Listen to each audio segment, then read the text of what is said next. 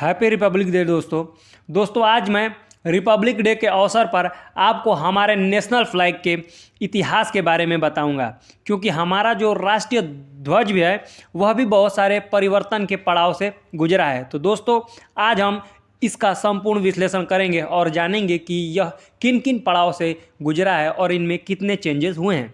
जो आप इस समय हमारा नेशनल फ्लैग देख रहे हैं उसे 22 जुलाई 1947 को आयोजित संविधान सभा के बैठक में अपनाया गया था। ये एग्जाम में पूछा जा सकता है, ये आपको ध्यान रखना है। दुनिया के हर स्वतंत्र राष्ट्र का अपना एक फ्लैग होता है जो कि उस राष्ट्र के प्रतीक के रूप में होता है। किसका? स्वतंत्रता का प्रतीक के रूप में। तो उसी प्रकार अपने भारत का भी नेशनल फ्लैग है जिसका नाम तिरंगा है। इसके नाम से ही पता चल रहा है कि तिरंगा अर्थात 3 रंगों वाला हमारे नेशनल फ्लैग में राष्ट्रीय ध्वज के शीर्ष पर केसरिया रंग, बीच में सफ़ेद और नीचे हरा रंग है। अगर हम अपने झंडे की लंबाई और चौड़ाई की अनुपात की बात करें तो वह 3 संबंधित 2 के अनुपात में है। सफ़ेद पट्टी के केंद्र में एक गहरे नीले रंग का पहिया है, चक्र को दर्शाता है जो, और इसे कहाँ से लिया गया है तो इसे अशोक स्तंभ से लिया गया है जो कि सारनाथ में स्थित है। ये आपको ध्यान देने हैं, ये फैक्चुअल क्वेश्चन भी पूछे जा सकते हैं।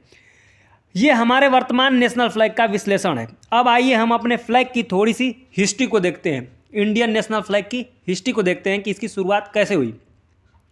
हमारे राष्ट्रध्वज की हिस्ट्री की शुरुआत स्वतंत्रता से पहले होती है। कहने का मतलब है कि जब हम अंग्रेजों के गुलाम थे, हमारा पहला भारतीय ध्वज 1904 से 1906 में अस्तित्व में आया था। मैंने बोला है भारतीय ध्वज मतलब जो पूरे भारत का प्रतिनिधित्व करता हो। इससे पहले भी ध्वज थे पर वे प्रांत वाइज थे। इसे विवेकानंद की एक आयरिश शिष्य सिस्टर निवेदिता ने बनाया था जो कि 1904 ईस्वी में प्रस्तुत किया गया था, जिसके कारण आगे चलकर इस ध्वज को सिस्टर निवेदिता ध्वज के नाम से जाना जाने लगा। आपको यह ध्यान रखना है कि भारतीयों द्वारा जो प्रथम प्रस्तुत जो ध्वज था उसे सिस्टर निवेदिता ध्वज के नाम से जाना जाता था। इस ध्वज में लाल और पीले रंग शामिल थे, जिसमें लाल स्वतंत्रता संग्राम का प्रतीक था और पीला जीत का प्रतीक था। इस फ्लैग पर बंगाली में वोंडे मातरम लिखा हुआ था। ये आपको याद रखना है, क्या लिख रहा हुआ था? वोंडे मातरम।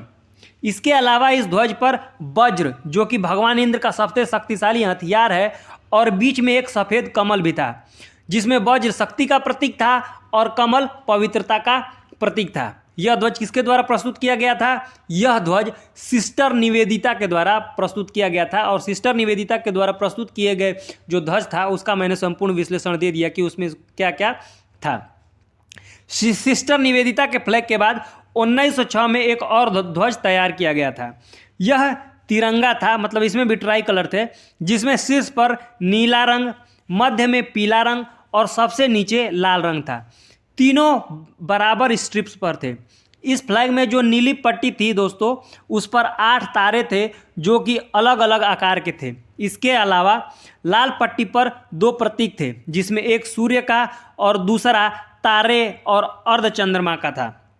इसके पीले रंग की पट्टी पर देवनागरी लिपि में वंदे मातरम लिखा हुआ था। इसी वर्ष 1906 में भारतीय ध्वज का एक संस्करण तैयार किया गया था। यह भी तिरंगा था, मतलब ट्राई कलर का था, पर इसके रंग अलग अलग थे। इसमें नारंगी, पीला और हरा रंग था। और इसे क्या बोला गया था कि इस ध्वज को हम लोग क्या बोलते थे? कमल ध्वज के रूप में जाना जाता था। क्यों कमल ध्वज कहा जाता था? क्योंकि इसमें 8 आधे खुले कमल के पुष्प लगे हुए थे। आपको इमेज में दिख रहा होगा, 8 आधे कमल के खिले पुष्प लगे हुए थे, जिसके कारण इसे क्या बोला जाता था? कमल ध्वज भी बोला जाता था।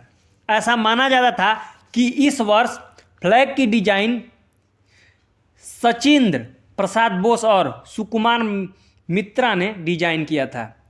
ऐसा मानना है इतिहासकारों का। इसे डिजाइन किसने किया गया था? सचिंद्र प्रसाद बोस और सुकुमार मित्रा द्वारा इसे डिजाइन किया गया था। इस फ्लैग को 7 अगस्त 1906 में कोलकाता के पारसी बागान स्क्वायर के फहराया गया था।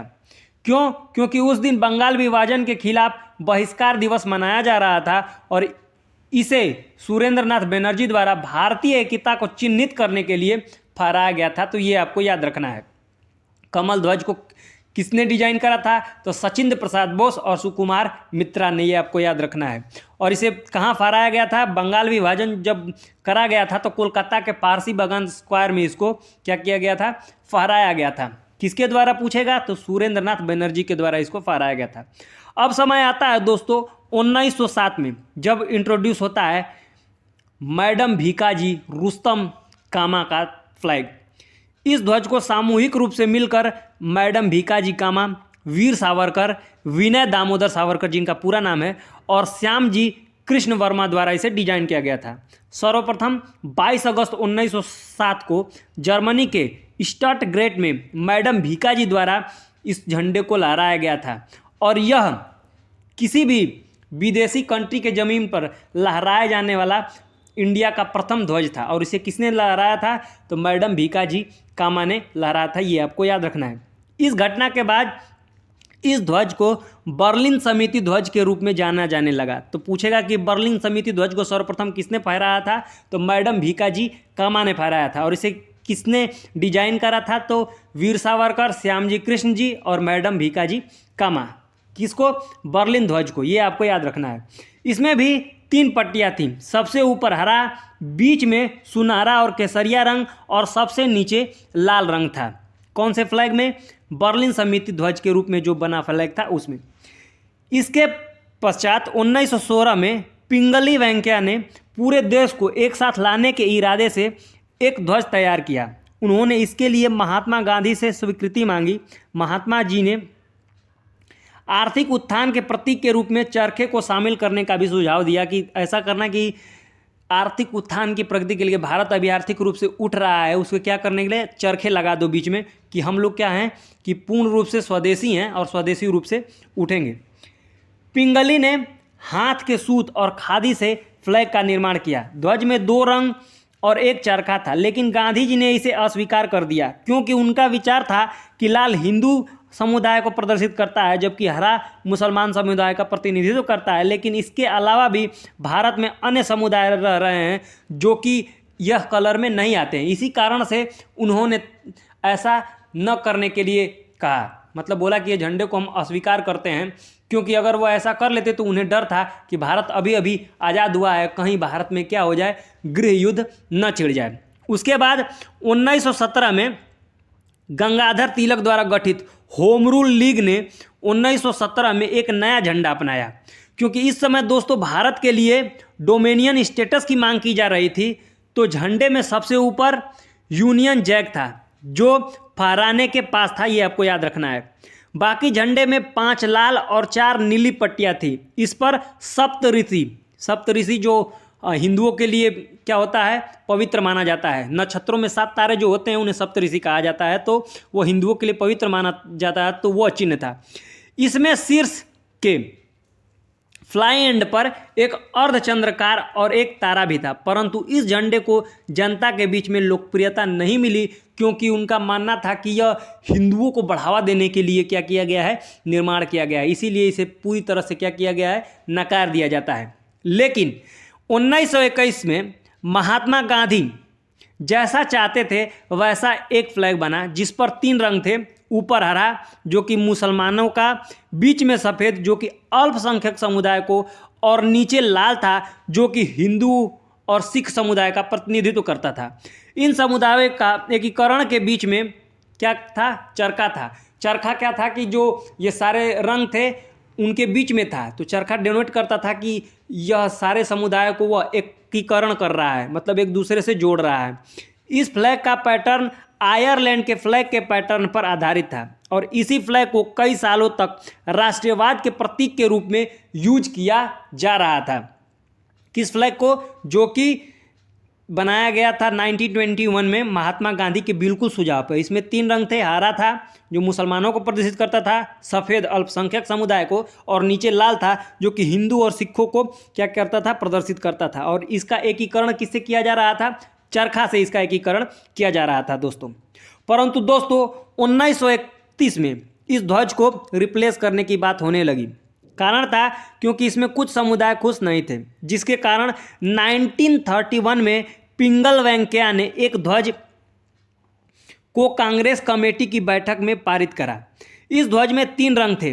केसरिया सबसे ऊपर था, बीच में सफ़ेद और सबसे नीचे हरा था। इस ध्वज के केंद्र में चरखा था, जिसे आधिकारिक रूप से 1931 में अपनाया गया था। आधिकारिक रूप से मतलब इसे मान लिया गया था कि यह भारत का ध्वज होगा। कब? 1931 ईस्वी में। किसके द्वारा इसको डिजाइन किया गया था? पिंगल वेंकैया द्वारा। ये आपको याद रखना है। तो इसमें भी ट्राई कलर थे। सबसे ऊपर कौन सा था? केसरिया था, बीच में सफ़ेद, सबसे नीचे कौन था? हरा था। ये कब अपनाया गया था? 1931 में। उसके बाद जब भारत आज़ाद हुआ 1947 ईस्वी में, राजेंद्र प्रसाद की अध्यक्षता में एक समिति का गठन हुआ। क्यों गठन हुआ? कि डिसाइड करेगा कि भारत का आखिरकार जो राष्ट्रीय झंडा है वह कैसा होगा। ठीक है।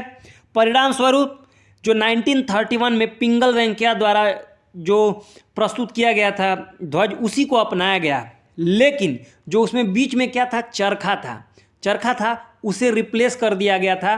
किसके द्वारा? चक्र के द्वारा, जो कि सारनाथ में स्थित अशोक स्तंभ से लिया गया है। तो दोस्तों ये थी हमारे इंडियन फ्लैग की हिस्ट्री, जो हमारा नेशनल फ्लैग है उसकी कंप्लीट हिस्ट्री थी दोस्तों। होप करता हूँ दोस्तों आपको यह विश्लेषण अच्छा लगा हो। अगर यह आपको विश्लेषण अच्छा लगा हो तो इसे लाइक, सब्सक्राइब और शेयर करना न भूलें।